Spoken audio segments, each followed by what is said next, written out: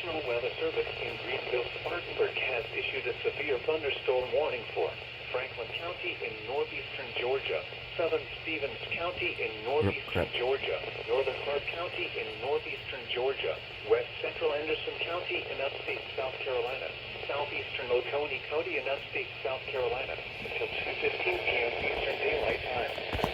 At 1:31 p.m. Eastern Daylight Time, a severe thunderstorm was located 11 miles southwest of Seneca, Oregon, 4 miles north of Tougaloo State Park, moving northeast at 45 miles per hour. Hazard, 60 miles per hour with dust and quarter-sized hail. Source, radar indicated. Impact, minor hail damage to vehicles is expected. Expect wind damage to trees and power lines. Locations impacted include Anderson, Seneca, Hardwell, Carnesville, Northlake, Royston, Westminster, Reed Creek, Lavonia, and Gunlog. Remain alert for a possible tornado. Tornadoes can develop quickly from severe thunderstorms.